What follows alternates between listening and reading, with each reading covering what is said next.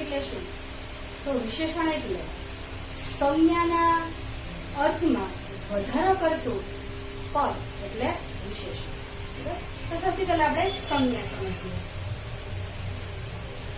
સંજ્ઞા,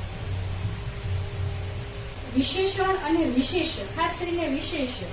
એ વિશેષ એટલે શું? તો કે વિશેષ એટલે બીજું કાંઈ નહીં, વિશેષ એટલે સંજ્ઞા. હવે આપણે જે સમજવાનું છે એ છે વિશેષણ. બસ જોઈએ. પેલા આપણે એની વ્યાખ્યા લખીએ. વાક્યમાં જે સંજ્ઞા આવતી હોય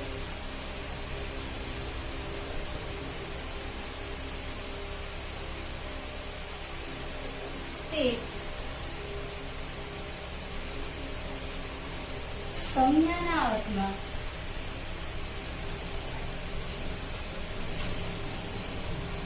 કંઈ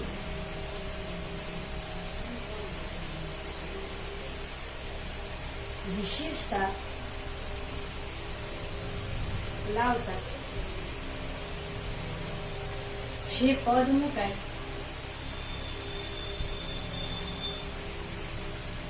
તે વિશેષણ.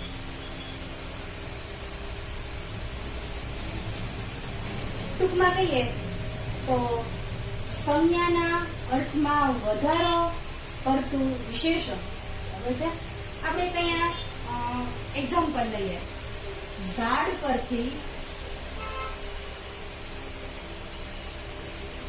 અમે 3 નાની કેરી પાડી. હવે આપણે સમજીએ વિશેષણ ને વિશેષ. હવે એમાં આપણે જોઈએ તો કેરી છે શું છે? કેરી છે એ સંજ્ઞા છે. યાને કે આપણી ભાષા જે આપણે જેને વાત કહીએ છીએ એને આપણે કહીશું વિશેષણ. બરાબર? હવે આ તો સ્વાભાવિક છે. ઝાડ પરથી અમે કેરી પાડી એટલું લખ્યું હોય તોય ચાલે, પણ આપણે એમાં કંઈક ઉમેર્યું છે. શું ઉમેર્યું છે? આપણે અંદર ઉમેર્યું છે કે ઝાડ પરથી અમે 3 અને નાની નાની, આ બે પદ શું સૂચવે છે? તો કે આની વિશેષતા સૂચવે છે કે અમે 3 કેરી અને કેવી તોડી? તો કે નાની નાની. એટલે આમાં 3 છે એ પણ વિશેષણ અને નાની નાની છે એ પણ વિશેષણ. બરાબર? આપણને એટલો ખ્યાલ આવ્યો કે ઝાડ પરથી અમે 3 નાની નાની કેરી પાડી. બરાબર? એટલે એમાં 3 છે, નાની છે, એ બંને શું છે? વિશેષણ. આ છે. આજે આપણે સમજીએ વિશેષણના રૂપ બદલાય અને તેના પ્રકાર. એમાં વિકારી, અવિકારીમાં સૌથી પહેલા આપણે સમજીએ વિકારી. વિકારી એટલે શું? તો કે વિશેષણના રૂપમાં ફેરફાર થાય તે. આ એકદમ સિમ્પલ વ્યાખ્યા છે કે વિશેષણના રૂપમાં ફેરફાર થાય. વિશેષણના રૂપમાં કઈ રીતે ફેરફાર થાય જોઈએ આપણે. એની પછીની બીજી વ્યાખ્યા જોઈએ જે આપણે ગુજરાતીના નિયમના આધારે છે. શું છે? જે વિશેષણ લિંગ કે વચન, હવે આપણને ખબર છે કોઈ સંજ્ઞા છે, બરાબર, અથવા તો કોઈ વિશેષણ છે, એને આપણે શું તો કે કોઈ લિંગ કે વચનથી જ બને. કેમ? તો જ્યારે સ્વાભાવિક જોઈએ કે છોકરો છે, છોકરો છે શું છે? તો કે સંજ્ઞા છે. આપણે આગળ હમણાં જોયું એમ કે સંજ્ઞાને આપણે બીજું શું કહીએ છીએ? વિશેષ્ય. બરાબર છે? હવે જે વિશેષ્ય છે એને શું લાગે કે વિશેષણને તમે એને લિંગને આધારે, જેમ કે છોકરો છે, બરાબર, છોકરો છે તો આપણે કદાચ વિશેષણ મૂકીએ, સારો એવું મૂકીએ. આપણે અહીંયા લખ્યું છે, બરાબર, છોકરો તો કે સારો. જો લિંગ છે છોકરાની, સ્ત્રીની આપણે જોઈએ તો કયું છે? તો કે પુલ્લિંગ છે. બરાબર? વચન જોઈએ તો કે એક વચન છે. જો તમે પુલ્લિંગ છે, એક વચન છે, બરાબર, એમાં તો કોઈ ફેરફાર ન થયો. એ જ રીતે બીજું જોઈએ. સારી છોકરી, છોકરી છે એ તો કે કેવી છે? તો કે સારી. એ શું છે? તો કે સ્ત્રીલિંગ છે. આ જે તમને વાત કરું છું એ લિંગના આધારે તમને સમજો. બરાબર? ત્યાર પછી આપણે છોકરું છે તો કે આપણે જે નપુંસકલિંગ કહીએ છીએ. બરાબર? હવે તમે જુઓ, છોકરો, છોકરી કે છોકરો એટલે કે પુલ્લિંગ, સ્ત્રીલિંગ અને નપુંસકલિંગ એ તમે ઉપયોગ કર્યો એનો. બરાબર? છતાં એની રીતે જે વિશેષણ છે તો એની જાતે ફેરવાય, એટલે કે જે ફેરફાર થાય ને એને આપણે શું કહીએ છીએ? વિકારી. અને પછી આપણો જે આવશે એવું હશે કે જેમાં ફેરફાર ન થતો હોય. પછી આગળ જોઈએ વચન. આમાં તો કઈ છે નહીં. આ તો એક છે સિમ્પલ. તમે એક બીજું ઉદાહરણ મૂકો. છોકરાઓ. જો આ વચન થયું, હવે એને આપણે આગળ મારે વિશેષણ લગાવવું છે તો કે સારા. હવે તમે બધા જોઈ લો, ફરી વાર આપણે જોઈએ, જે વિશેષણમાં લિંગ એટલે આ બધી, વચન એટલે આપણે આ જોયું સારા છોકરાઓએ, પ્રત્યે લાગતા તેના રૂપમાં ફેરફાર થાય, યાની કે કયા રૂપમાં ફેરફાર થયો વિશેષણમાં જુઓ. હવે આપણે સારો છોકરો છે, છોકરીમાં આપણે એવું લખશું કે સારો છોકરી નહીં ને, આપણે શું લખશું સારી છોકરી, યાને કે લિંગના આધારે આ સ્ત્રીલિંગ છે એટલે આપણે ફેરફાર કરીએ. શું ફેરફાર કર્યો? સારી. બરાબર. હવે એ જ રીતે છોકરું છે તો આપણે લખશું કે સારો છોકરો અથવા તો સારી છોકરો, આપણે ઓટોમેટિકલી જ આઈડિયા આવી જશે કે આપણે શું મૂકવાની જરૂર છે? સારું. બરાબર. એટલે જો સાબિત થયું કે વિશેષણના રૂપમાં ફેરફાર થાય તે આપણા મગજની અંદર એકદમ ઈઝીમાં ઈઝી, પણ છતાં આપણે આગળ જોવું તો શું યાદ રાખવાનું કે લિંગ કે વચનનો બરાબર પ્રત્યય લાગતા ફેરફાર થાય તે. આ બધામાં આપણે આટલું ટૂંકું કરું તો આ રીતે થાય. શું? ફરીવાર, લિંગ કે વચનનો પ્રત્યય લાગતા ફેરફાર થાય તે.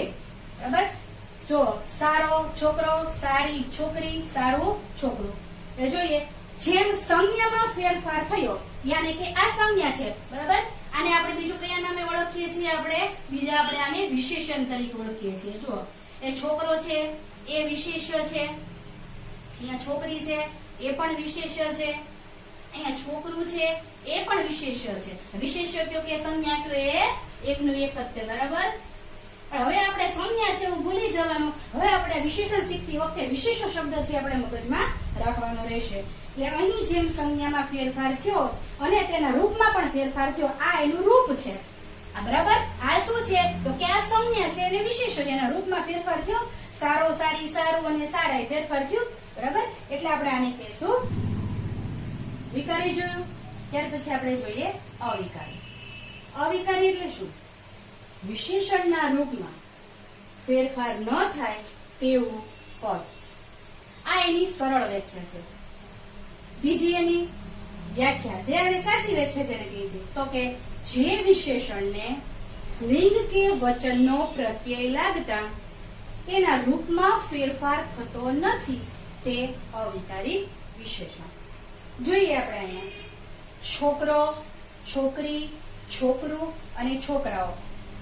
વિકારી વિશેષણની જેમ જ આપણે અહીંયા જોઈએ કે છોકરો છે એ શું છે તો કે એ પુલ્લિંગ છે, છોકરી છે એ શું છે તો કે એ સ્ત્રીલિંગ છે, છોકરું છે એ શું છે તો કે એ નપુંસકલિંગ છે.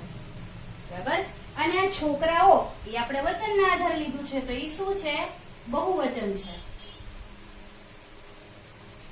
તો જો વ્યાખ્યાને ફોલો કરીએ તો લિંગ કે વચનનો, બરાબર, તો જુઓ અહીંયા લિંગ કે વચનનો, આ લિંગ પુલ્લિંગ, સ્ત્રીલિંગ અને નપુંસકલિંગ, વચનનો પ્રત્યય લાગતા તેના રૂપમાં ફેરફાર થતો. હવે આપણે રૂપમાં જોઈએ. જુઓ તમે કે અહીંયા આપણે વિશેષણ કેવું મૂક્યું છે? સરસ મૂક્યું છે. બરાબર. હવે છોકરો છે તો એની આગળ તમે કયું વિશેષણ મૂક્યું? સરસ. છોકરી છે જ્યાં પણ તમે કયું વિશેષણ મૂક્યું? સરસ જ રહ્યું. આપણે પહેલામાં કર્યું તું સારો, સારી કે સારો એવો ફેરફાર કરીશું નહીં, એમાં ફેરફાર નહીં થાય.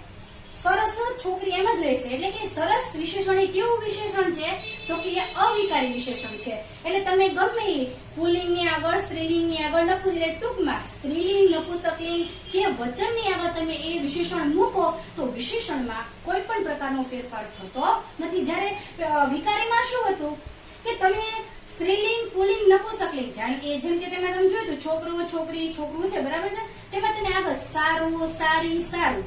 જો ટૂંકમાં આપણે એટલું જ યાદ રાખવાનું રહે, ફેરફાર થાય તે વિકારી અને ફેરફાર ન થાય તે અવિકારી. જો આપણા મગજની અંદર એક સરળ વ્યાખ્યા એ મગજમાં આવી જાય ને તો આપણને વિકારી અને અવિકારી આપણને તરત જ આવડી જાય. બરાબર. એટલે આપણે અહીંયા જોયું, જો સરસ, સરસ, સરસ. ને અહીંયા તમે છોકરાઓ લખ્યું તો સરસ જ છે. બરાબર. વિશેષણમાં કોઈ પણ પ્રકારનો ફેરફાર આપણે કર્યો નથી. અહીં જેમ સંજ્ઞામાં ફેરફાર થયો પરંતુ વિશેષણમાં કોઈ પણ પ્રકારનો ફેરફાર થયો નહીં, એટલે આપણે એને કહેશું અવિકારી વિશેષણ. જેમ સંજ્ઞામાં ફેરફાર થયો પરંતુ વિશેષણમાં કોઈ ફેરફાર ન થયો એટલે એ અવિકારી વિશેષણ. ઓકે. આપણે જે શીખ્યા વિકારી ને અવિકારી, હવે શું છે ખબર છે? રૂપના આધારે આગળ પ્રકાર સમજીએ. વિશેષણના વાક્યમાં સ્થાન આધારે બે પ્રકાર. ઓલા જે આપણે શીખ્યા હતા વિકારી અવિકારી શેના હતા? રૂપના આધારે. બરાબર. હવે આના બે પ્રકાર છે. એક છે અનુવાદ્ય, જે આપણા માટે થોડુંક અઘરું છે, એના માટે ઈઝી છે પૂર્વે. પૂર્વેને આપણે એનથી પણ તમને સહેલું કરી દઉં પહેલા. બીજો એનો પ્રકાર છે વિધેય. વિધેય એટલે શું? તો કે ઉત્તર. હજી તમને આને ઈઝી કરી દો તો કે પછી. સંજ્ઞાની પહેલા આવે વિશેષણ તો એને અનુવાદ્ય કહેવાય, અને સંજ્ઞાની પછી વિશેષણ આવે એને આપણે વિધેય કહેવાય. આ થઈ આપણી સામાન્ય સમજ. જોઈએ આગળ. અનુવાદ્ય એટલે પૂર્વે. વિશેષણનું સ્થાન સમજો. વિશેષણનું સ્થાન વિશેષ્ય પહેલા હોય તેને આપણે શું કહીએ છીએ? અનુવાદ્ય. હવે આપણા ઉદાહરણ દ્વારા સમજીએ. ગંગા પવિત્ર નદી છે. હવે તમને એમ થવું જોઈએ કે ભાઈ મેમ આમાં તો ગંગા અને નદી એ બંને વિશેષ્ય છે, એમાં મુખ્ય વિશેષ્ય કયું છે? તો જો કેવો પ્રશ્ન કરશો ને તમને સમજાશે. ગંગા નદી છે. કેવી નદી છે? પવિત્ર. તો આપણે ખબર પડી અહીંયા નદી છે એ મુખ્ય વિશેષ્ય છે, જ્યારે પવિત્ર છે એ શું છે? વિશેષણ છે. ફરીવાર આપણે સમજીએ. ગંગા અને નદી બંને વિશેષ્ય છે, બરાબર. પણ એમાં નદી જ વિશેષ્ય તરીકે લેવાનું. તમે એમ કહેશો કે આમાં તો ગંગા પછી પણ આવ્યું, પણ આપણે આમાં જોવાનું છે. તો તમારે કેવો પ્રશ્ન કરવાનો છે? કેવો, કેવી, કેવું. ગંગા કેવી નદી છે? તો જો કેવી નદી છે, કેવી તમે શું મૂક્યું? નદી છે. એટલે તમને ખબર પડી નદી શું છે? વિશેષ્ય. ભાઈ આગળ તમે વિશેષણ મૂક્યું. કયું વિશેષણ મૂક્યું? પવિત્ર. બરાબર. એટલે કે આ આપણું વિશેષ્ય છે, રાઈટ. એની પહેલા તમે મૂક્યું. આવ્યો પહેલા, એની પહેલા મૂક્યું એટલે આપણે એ વિશેષણ છે. પણ કયું? તો કે સ્થાનના આધારે. જો મારું સ્થાન બદલાવાનું, ઓલામાં રૂપ બદલાતા હતા, આમાં એનું શું બદલાવાનું છે? સ્થાન. ત્યાર પછીનું આપણે જોઈએ વિધેય. વિધેય એટલે આપણે કીધું એમ કે ભાઈ વિધેય એટલે ઉત્તર અથવા તો પછી. વિશેષણનું સ્થાન વિશેષ્ય પછી હોય તે વિધેય. ઉદાહરણ દ્વારા સમજીએ. ગંગા નદી પવિત્ર છે. હવે જો ગંગા કેવી નદી છે? પવિત્ર. તો જો આમાં નદી છે એ ક્યાં આવ્યું? પહેલા આવ્યું. આ વિશેષ્ય છે ક્યાં આવ્યું? પહેલા. અને આ વિશેષણ પછી વયું ગયું. ફેરફાર સમજાણો. જો આમાં નદી પછી છે, એની આગળ વિશેષણ છે, જ્યારે અહીંયા નદી પહેલા છે અને પવિત્ર પછી. જો ઉદાહરણ મેં સેમ એટલા માટે લીધું છે કે તમને સમજાય. હવે કદાચ અલગ અલગ ઉદાહરણો તો તમને લોકોને મગજમાં આવે. એટલે એક જ ઉદાહરણની અંદર મેં તમને સમજાવ્યું કે એમાં સ્થાનમાં ફેરફાર થઈ શકે છે. પણ આપણે મોટે ભાગે અંદર છે ને આપણે જે વિશેષણ શીખવાડીએ છીએ ને એ વિશેષણ એવા વિશેષણ છે કે એમાં તમને આમે ઉપયોગી નથી, પણ તો તમને એમ થાય કે મેં એમને વિશેષણ શીખ્યું પણ આવું તો અગાઉ એમને સમજાયું નહોતું. એટલે આવા કોઈ પ્રકાર કે વિશેષણ તમને પરીક્ષામાં પૂછાવાનો નથી, પણ આ સમજ આપણી પાસે હોય તો ભવિષ્યમાં પણ આપણને ઉપયોગી બને. અહીં નદી વિશેષ્ય છે તો તેની પછી પવિત્ર છે એ શું છે? વિશેષણ છે. સમજાયું? એટલે આ બે પ્રકાર છે. સ્થાનના આધારે પહેલા જે આપણે શીખ્યા હતા એ છે રૂપના આધારે વિશેષણ શીખ્યા હતા. હવે એના મુખ્ય પ્રકારની અંદર આપણે લોકો હવે જઈએ છીએ. એના જે આપણે પાઠ્યપુસ્તકની અંદર જે બધા છે એ પ્રકારોની અંદર આપણે હવે જઈએ છીએ. પણ એ પ્રકાર પણ તમને પરીક્ષામાં પૂછાવાના નથી. આગળ આપણે જોઈશું. આ શરૂ કરતા પહેલા આપણે એ પણ જોઈ લઈશું કે કરીને આપણને ખ્યાલ આવે કે આપણે કઈ રીતે તૈયારી કરવી. આપણે લોકો સ્થળ અને કાર્યના સ્થળ અને રૂપના આધારે આપણે પ્રકાર શીખ્યા. રૂપના આધારે વિકારી અને અવિકારી. સ્થળના આધારે આપણે શીખ્યા અનુવાદ્ય અને વિધેય. હવે જે આપણે શીખવા જઈ રહ્યા છીએ ને એ છે કાર્ય અને એના ગુણધર્મના આધારે. તો કાર્ય અને ગુણધર્મના આધારે શીખતા પહેલા તમને એક સામાન્ય ઉદાહરણ આપું છું કે ભાઈ માણસ છે તો માણસનું કાર્ય શું? તો તરત તમે કહેશો ભાઈ બેઠવું, ઉઠવું, સૂવું, બેસવું, વાતચીત કરવી, જમવું, પીવું, આ બધું શું છે? લખવું, વાંચવું, આ બધા એના શું છે? તો કે એના બધા કાર્યો છે. પણ હવે તમે એનો ગુણધર્મ કયો? તો તરત તમે કહેશો ભાઈ કે માણસ હોય ને એને 2 હાથ હોય, 2 પગ હોય, 2 કાન, સરસ મજાની 2 આંખ, હા પછી દ્રષ્ટિ હોય ન હોય પછીની વાત છે, પણ સરસ મજાની 2 આંખ, 1 નાક, બરાબર? જોઈએ છે તો સ્વાભાવિક આપણને ખબર પડી જાય કે આ માણસ છે. રસ્તા ઉપર જતી ગાયને તમે એવું કહેશો કે એ માણસ છે? નહીં. તો એના ગુણધર્મ આધારે તમે એને ઓળખશો કે શું છે ભાઈ, એને 4 પગ છે ને 1 પૂંછડી છે ને 2 શિંગડા ને 2 કાન ને બધું તમે એના આધારે, બરાબર છે? એટલે આપણે જે શીખવા જઈ રહ્યા છીએ ને એ છે કાર્યના આધારે, એના ગુણધર્મના આધારે એના પ્રકાર આપણે અત્યારે શીખવા જઈ રહ્યા છીએ. તો સૌથી પહેલો એનો પ્રકાર છે ગુણવાચક વિશેષણ. એટલે ગુણવાચક વિશેષણ એટલે તમે લોકો મોટે ભાગે શું વિચારતા હો છો ખબર છે? કે ભાઈ સારું છે એવું જ મોટે ભાગે સમજતા હો, પણ નહીં. કોઈ ખરાબ બાબત હોય ને ઈ પણ એનો એક ગુણ જ છે. જેમ કે પેલી છોકરી ખરાબ છે એવું તમે કીધું, તો કેવી છોકરી છે? ખરાબ. પણ ખરાબ હોવાનો એનો શું છે? એ ગુણ છે. મોટે ભાગના વિદ્યાર્થીઓ અત્યાર સુધી બધાની સમજ એવી, ગુણ એટલે એક સારો માણસનો હોવાનો એક સારો ગુણ. પણ સારો ગુણ એ જ તે માત્ર ગુણધર્મ ગુણવાચક વિશેષણમાં આવતું નથી. એનો જે કોઈ ખરાબ ગુણ હોય એ પણ ગુણવાચક વિશેષણમાં આવે છે. ગુણવાચક વિશેષણ સમજતી વખતે એના મેં પેટા 3 પ્રકાર લખ્યા છે. એ છે રંગવાચક વિશેષણ, બીજું છે સ્વાદવાચક વિશેષણ અને ત્યાર પછીનું છે આકારવાચક વિશેષણ. આ 3 છે એ આજ સુધી તમને બહુ ઓછા સમજાવાય છે, અથવા તો તમે નાનપણમાં 7મા ધોરણની અંદર કે એમ તમે જુઓ તો આ પેટા પ્રકારની અંદર આપેલા છે. તમને થશે મેં કેમ 12માં લીધા?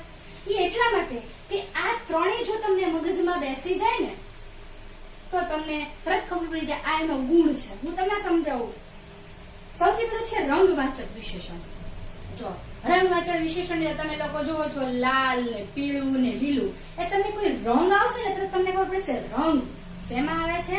ગુણવાચક વિશેષણમાં. પણ આ એનો પેટા પ્રકાર છે. આપણે સમજવાનું છે એવું જ કે રંગ આવે એ રંગ હોવાનો એનો શું છે? ગુણધર્મ. બરાબર? માણસ કાળું ધોળું હોય છે, બરાબર? સ્વાદવાચક તીખો, ખારો, કડવો, ગળ્યો, આ બધું એના શું છે? સ્વાદ. ત્યાર પછી જોઈએ આકારવાચક. ત્રિકોણ, આ રૂમ ચોરસ છે, ક્રિસમસ નું જે વૃક્ષ છે એ શંકુ આકારનું છે. એ શંકુ આકાર એટલે બાકી તમે લોકો એવું બોલી શકો ને કે ક્રિસમસ નું ટ્રી છે એવું તમે બોલી શકો, પણ તમે વિશેષણ ઉમેર્યું શંકુ, બરાબર? શંકુ છે એ શું છે? તો કે આકાર છે. એટલે ચોરસ, ગોળ, ષટકોણ, અષ્ટકોણ આ બધા છે ને એ આકાર છે. સમજાયું? એટલે આ 3 રંગ, સ્વાદ અને આકાર કોના પેટા પ્રકાર છે? ગુણધર્મોના. હવે તમારે આવું આવશે તમારા પાઠ્યપુસ્તકની અંદર ખાસ આ તમને મારે પેટા સમજાવવાનું કારણ જ છે કે ભાઈ રેશમી કપડું, તો રેશમી કપડું છે, કપડું છે કેવું છે કે રેશમી હોવાનો શું છે? ગુણધર્મ છે. રેશમી છે, બાકી એકે શું કહેવાય પ્રકારની અંદર આવતું નથી. રેશમી છે શું છે? એનો પ્રકાર છે. હવે નાનું બાળક એવું તમને એને કીધું છે, તો નાનું હોવાનું એનો શું છે? તો કે એ ગુણ છે, બરાબર? હવે છે કે એના 3 બાળકો કાળા, હવે તમને કાળા છે તો જો આવ્યું તમે તરત સમજાશે કે મેં દિવસે રંગવાચક કીધું હતું ને, એ રંગવાચક શેમાં આવે? ગુણવાચકમાં, બરાબર? હવે એવી જ રીતે કે છે કોઈ એવો પાઠ કે શાક સમારતા મરચું ખાધું ને તીખું લાગ્યું. હવે એવું છે તીખું લાગ્યું. હવે જો શાક સમારતા મરચું ખાધું, પણ તમે જો તીખું મળે તો તમને ખબર પડી તીખા હોવાનો શું છે? ગુણધર્મ છે, બરાબર? ત્યાર પછી આકારવાચકની વાત થઈ. એટલે આ 3 જો સમજાઈ જાય ને તો તમને ગુણવાચક ખબર પડી જાય.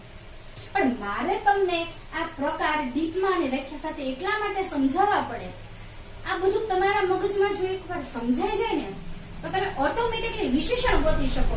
આ બધું જે અત્યારે મેં બધું બોર્ડમાં લખ્યું છે કે હવે આ બધાની તમને પેટા હું વ્યાખ્યા શીખવવાની છું કે લખવાની છું ને એ તમને પરીક્ષામાં ક્યાંય નહીં પૂછે. હા, તમે કાલ સવારે ઉઠીને કોઈ સ્પર્ધાત્મક એક્ઝામ આપવા જાઓ, કદાચ તમને વિશેષણ ત્યાં ઉપયોગી બની શકે, બરાબર. ત્યારે તમને એમ ન થાય કે મેં કે અમને વિકારી કવિકારી નહોતું સમજાવ્યું, એવું તમને કશું લાગે નહીં. એટલા માટે આપણે પહેલાથી છેલ્લે સુધીનું આપણે પૂરું સમજશું, બરાબર. એટલે હવે આઈડિયા રહ્યો હશે તમને લોકોને. ત્યાર પછીનું છે પરિમાણ વાચક. હવે સૌથી પહેલા તો એ છે પરિમાણ બોલું છું, પરિણામ નથી બોલતું. પરિમાણ એટલે કોઈ માપ. માપમાં તમે કહેશો કેવું, આપણે લેવા જઈએ ખબર છે, મને 1 મીટર કાપડ આપો, દૂધ લેવા જશો એમ કહેશો 1 મીટર દૂધ આપો, શું બોલશું ત્યાં 1 લીટર દૂધ આપો, બરાબર છે. હવે આવું કોઈ માપ છે એને આપણે કહીએ છીએ પરિમાણ વાચક.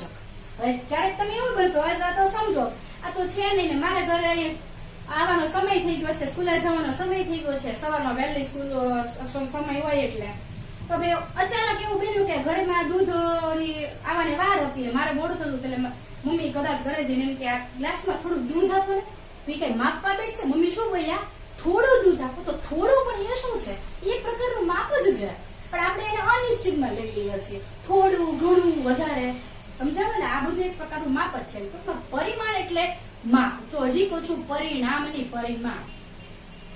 ત્યાર પછી સંખ્યાવાચક. સંખ્યા એટલે આપણને ખબર પડી જાય કે આપણે સ્વાભાવિક છે સંખ્યાની અંદર પેટા છે, તો આપણને ખબર પડવી જોઈએ એમાં કે પૂર્ણ.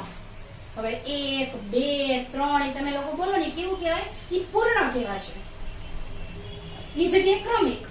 હવે આપણે વિદ્યાર્થીઓને હાજરી પૂરતા હોય તો જોજો એમાં roll number 1, roll number 2, roll number 3, roll number 4 એમ બોલશું એટલે શેમાં આવ્યું, પૂર્ણમાં આવ્યું. હવે હું ક્રમિક ની વાત કરું છું. હવે કોઈ આપણે શું કહેવાય કે ભાઈ પરિણામ આપવાનું હોય બધાને, આપણે એમ એવી મોટી સભા યોજાણી હોય ને ઇનામ ને બધું આપવાનું હોય ત્યારે આપણે કોઈ એવું બોલશે 1 નંબર 2 નંબર એમ બોલશે, એમ કહેશે પહેલા નંબર ઉપર આ વ્યક્તિ રહી છે, બીજા નંબર ઉપર આ વ્યક્તિ રહી છે, ત્રીજા નંબર ઉપર આ વ્યક્તિ રહી છે. તો ઈ જે છે એ શું છે, એનો શું દર્શાવે છે, ક્રમ દર્શાવે છે. ત્યાર પછી માત્રા. મેં તમને માત્રાનું વાત કરી હતી, બરાબર. કોઈ માત્રા થોડું ઘણું વધુ ઓછું આ બધું શું છે, એની માત્રા છે. અને છેલ્લે છે આશરે. આશરે આપણે એમ કહીએ, આપણે એમ કહીએ કોરોના ક્યારે જશે ખબર નહીં, લગભગ દિવાળી પછી જતો રહેશે. તો આ લગભગ શું છે, તો કે એક પ્રકારનું તમને આમ ને પણ આમ સંખ્યા જ બતાવે છે, બરાબર, કે લગભગ દિવાળી પછી, તો લગભગ, બરાબર. આશરે બધું શું તમને દર્શાવે છે, તો કે આ દર્શાવે છે સંખ્યા માટે. પણ આ ક્રમ તમને એટલા માટે સમજાવું, સંખ્યા એટલે બાકી બધા શું સમજે 1, 2, 3, 4, 5, 6, પણ એમ નહીં. એ અંદર પેટા પ્રકાર આપણને ખબર હોય તો તરત આપણને ખબર પડે એ સંખ્યા વાંચીની અંદર આવે છે. ત્યાર પછી આપણે ચોથો પ્રકાર જોઈએ, સાર્વનામિક. સાર્વનામિક વિશેષણ ની સેમ એકદમ ઈઝી જ છે. પહેલું છે પ્રશ્નવાચક વિશેષણ. શું ને કોણ ને એવા તમને જે પ્રશ્ન થાય છે બધું શેમાં આવે છે, પ્રશ્ન. આવું થાય અત્યાર સુધી તમને એવી સમજ નથી, પણ હજુ કે પરીક્ષામાં બહુ ઓછા પૂછે છે, પણ જો ખાલી જગ્યામાં તમને એવું પૂછાય છે તો ત્યારે તમને ખબર હોવી જોઈએ કે આમાં શું એવું તમે આમાં ક્યાં, પણ જો શું એવું હોય તો ક્યારેક આપણને વિશેષણમાં એ પૂછી શકે છે. અનિશ્ચય વાચક એટલે કોઈ નિશ્ચિતતા હોતી, આની ઉપરથી આપણને ખબર પડે કે નિશ્ચિતતા હોતી નથી. દર્શક. દર્શક એટલે શું કહીએ છીએ, સામે, પહેલું, આ, એ બધું શું છે, બધું દર્શક વાચક છે. ત્યાર પછી છે સાપેક્ષ. સાપેક્ષ વાચક એટલે આપણે અંદરો અંદર જે હોય છે એને આપણે કહીએ છીએ સાપેક્ષ વાચક. ક્રિયાવાચક. ક્રિયાવાચક ની અંદર થોડા એક જ ઈઝી મેં સમજવું હોય કે જે આપણે ક્રિયા કરીએ છીએ, બરાબર, રમવું, જમવું એ. ત્યાર પછી નામિક. નામિક ની અંદર આપણે જોઈએ ને તો એની અંદર જે આપણે અત્યાર સુધી પ્રત્યયો શીખ્યા છે ને એ અંદર પેટે, એ જયારે આપણે પેટર્નમાં અંદર જશું ને ત્યારે આપણે એના વિશે થોડીક સમજ મેળવીશું. કરતું વાચક. કરતું એટલે ઈઝીમાં ઈઝી ક્રિયાનો કરનાર. ક્રિયાનો કરનાર કોઈ હોય કે ભોજાએ ભોજો ખાડો ખોદનાર છે. ભોજો ખાડો શું ખોદનાર છે, ખાડો ખોદનાર. તો ખોદનાર છે શું થયું કે કરતું વાચક થયું, કાર્ય કરનાર. અને સંબંધક એટલે આપણને ખબર છે, સંબંધક ની અંદર એકદમ ઈઝી નો, ની, નું, ના આ બધા જે લાગતા જેમ કે પુસ્તકની કિંમત, તમે અહીંયા જશો કોઈ બુક સ્ટોરમાં, પુસ્તકની કિંમત કેટલી છે, જો તમે જે ની બોલો છો ને એ શું છે, પુસ્તકનો કિંમત સાથેનો સંબંધ. સમજાયું? એ પછી આપણે એક ઉદાહરણ દઈએ, પંખાનો પવન.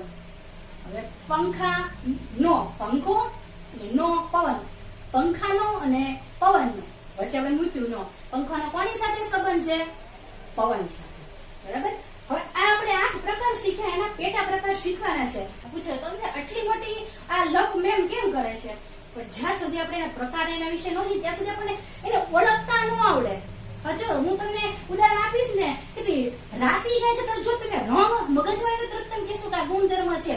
અત્યારે લખવા નથી પણ તમે તરત કહેશો રાતી ગાયમાં રાતી છે એ શું છે વિશેષણ, તરત તમે લખીને આવશો કે આમાં વિશેષણ રાતી છે. પરીક્ષામાં વિશેષણ ગોતો. બરાબર? પાઠ્યપુસ્તકની અંદર જે વિશેષણ મૂક્યું હોય એ જ વિશેષણ અંદર આવવું જોઈએ. ભોજાને 4 નાના બાળકો હતા એવું કોઈ વાક્ય છે? તો ભોજાને 4, જો 4 આવડે તમને ખબર પડી, સંખ્યાવાચક. નાના શેમાં આવ્યું? ગુણવાચકમાં. ભોજાને 4 નાના બાળકો હતા, એમાં તરત તમે ગોતી નાખ્યું કે મેમ એમાં 4 છે અને નાના છે વિશેષણ, ઈઝી પડ્યું. એ તમે બાળકો હતા. હવે એ વખતે આપણને યાદ હોવું જોઈએ મેમે ભણાવ્યું હતું ત્યારે શું હતું, તો કે સારું જો આપણે વાતોમાં ધ્યાન હોય ને તો આપણને ખબર પડે નહીં કે ત્યાં 4 હતા કે 3 હતા. તમારી મારી જેવા કોઈ ભૂલક્કડ એ તો એમ લખી નાખે ત્યાં કે 2, તો ખોટું પડે, કેમ કે ત્યાં આપણા આધારે નહીં, ત્યાં આપણે લોકોએ પાઠ્યપુસ્તકની અંદર જે વિશેષણ આવે એ મૂકવાનું. તો જો તમારે જો હોશિયાર વિદ્યાર્થીઓ તો આવડવાનું છે, કેમ કે પાઠ સમજો ત્યારે આપણું ધ્યાન ત્યાં હોય જ. બરાબર? એટલે આ છે એ થોડુંક આપણને ટફ પડે, પણ જો ધ્યાનથી પાઠ સમજાવો તો વાંધો આવતો નથી. એવું નથી કે કાવ્યમાંથી ન પૂછે, આ પ્રશ્ન આપણને કાવ્યમાંથી પૂછે છે. બ્રહ્માંડ વાચક તો તમને આવડે. ગામ એમ રીતે આપણે સંખ્યાવાચક શું એક છે, શું આવ્યું? બરાબર? એટલે આ તમને હવે ખબર પડશે કે મેં આટલી મોટી લપ શા માટે કરી રહ્યા છે. બરાબર છે?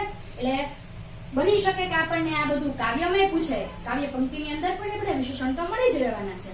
બરાબર છે? ઓકે, આ નેક્સ્ટ આપણે પછી